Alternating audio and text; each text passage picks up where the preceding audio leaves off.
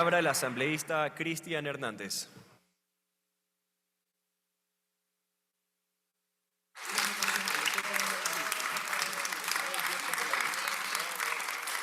Gracias, presidente, compañeros asambleístas, un saludo al pueblo que nos escucha a través de los diferentes medios de comunicación. Quiero saludar en primer término el trabajo de la comisión, haber unificado varios proyectos de ley y llegar por fin a un informe que se ha puesto en conocimiento de este pleno. Resaltar sobre todo el trabajo de lo sustancial que acabó de mencionar la asambleísta Torres, que deviene de un trabajo encabezado por la Revolución Ciudadana y que termina fundamentándose en lo que debemos tener claro cuando de reformar la ley de las leyes de la democracia corresponde. Tener claro lo que categóricamente establece el artículo 1 de la Constitución de la República.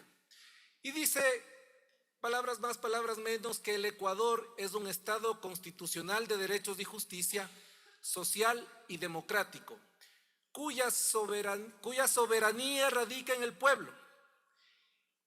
Y en el pueblo se respalda la potestad de las autoridades públicas. Eso debemos tener claro para comenzar a debatir respecto de reformas al Código de la Democracia. Yo quería referirme puntualmente, más allá de reconocer el buen trabajo, como ya dije anteriormente, hay reformas valiosas respecto de los derechos de las mujeres, la prohibición de violencia, hay reformas valiosas respecto a las responsabilidades que el Ministerio de Relaciones Exteriores debe tener en los procesos electorales, respecto a los porcentajes de jóvenes en las listas de candidatos, respecto a la publicidad de escrutinios que debe tener. Y hay una principal que me parece de gran importancia resaltar: la reforma a la letra B del artículo 164 del Código de la Democracia, que básicamente incorpora lo que hemos venido trabajando desde la Revolución Ciudadana por varios años. Es de conocimiento público que precisamente para hacer un daño a la Revolución Ciudadana se cambió el método de elección de escaños, del método de Hunt al método Webster. Y eso, hoy que existe una fuerza casi igual a la de la Revolución Ciudadana, como la de la bancada de ADN, y ahí valoro aún más las palabras del asambleísta Torres cuando dice que hay que legislar no en función de la coyuntura política, sino en beneficio del pueblo. Y en este tema hay que considerar sobre todo la representación que tiene el pueblo en sus autoridades elegidas. Y esta reforma dice textualmente que la votación total de cada lista se dividirá para la serie de números 1, 2, 3, 4 y así sucesivamente en la proporción aritmética de la serie, hasta obtener tantos cocientes como número de escaños a asignarse. Es regresar al método de Hunt. Y precisamente para no estar en apuros, en acuerdos de última hora, es necesario que la ciudadanía pueda tener este método, que además se aplica en varios estados, en varias repúblicas, y que consideramos desde el ideal para que las autoridades y los escaños se asignen en función de este método que otorga mayor representatividad al pueblo. Luego, señor presidente y señores asambleístas, quiero referirme a un tema aún más importante, que creo que nos debe poner a pensar, y ojalá con la anuencia de la presidenta y del presidente de la Asamblea también, de la presidenta de la comisión me refería, se pueda incorporar y considerar lo que tanto daño nos está haciendo hoy a los que no son parte del oficialismo y seguramente o probablemente mañana a los que ya no son oficialismo. Por eso es importante, y es la tercera vez que ratifico esto, de no legislar en función de una coyuntura política, sino en función de un bien superior, los ciudadanos, la democracia. El artículo 424 de la Constitución de la República establece que la jerarquía de las normas está encabezada por la Constitución, y eso quienes somos abogados lo conocemos desde los primeros años de nuestra hermosa carrera. Pero la Constitución recoge un tema importante, que los convenios internacionales en materia de derechos humanos tienen la misma o quizás, cuando hablamos de derechos humanos, mayor jerarquía respecto de la Constitución. Y en el artículo 426 ordena a las autoridades públicas, jueces, juezas, servidores y servidoras públicas a considerar o a ponderar los tratados internacionales en materia de derechos humanos y aplicarlos de forma directa e inmediata. Uno de estos tratados internacionales de las que el Ecuador es parte es la Convención Americana de Derechos Humanos. Y en el artículo 23 desarrolla lo que conocemos como derechos políticos.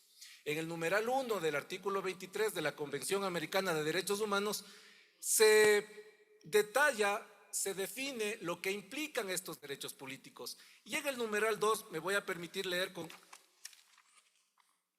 para tener la claridad sobre este tema. Dice claramente lo siguiente: la ley puede reglamentar el ejercicio de los derechos y oportunidades a que se refiere el inciso anterior, los derechos políticos, exclusivamente por razones de edad, nacionalidad, residencia, idioma, instrucción, capacidad civil o mental o condena por juez competente en materia penal.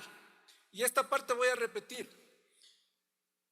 La ley puede reglamentar el ejercicio de los derechos políticos a los que se refiere el inciso anterior por razones de condena por juez competente en materia penal.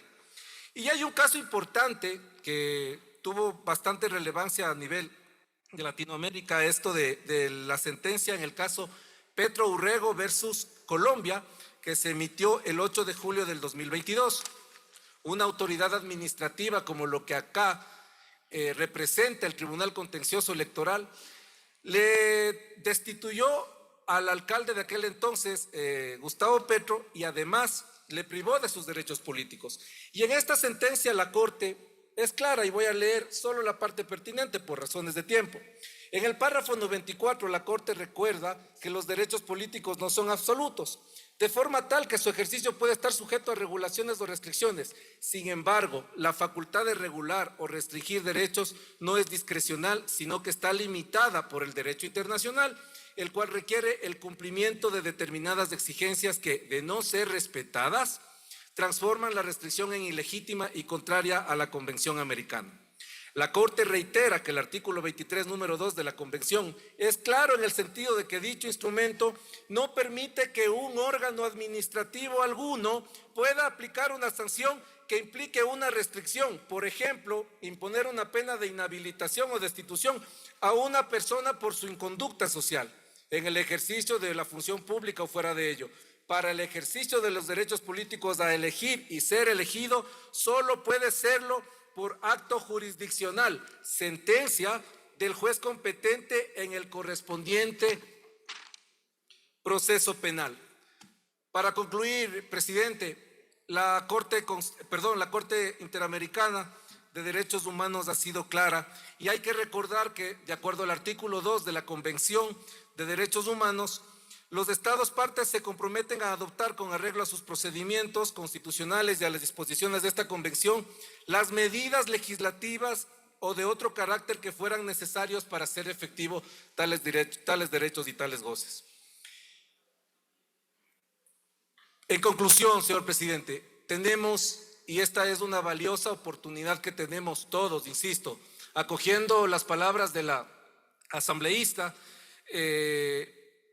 tenemos que legislar para cumplir con los tratados internacionales. Existen 4 normas en el Código de la Democracia que le otorga a los jueces administrativos, a los vocales del Tribunal Contencioso Electoral, la facultad de destituir o restringir derechos políticos.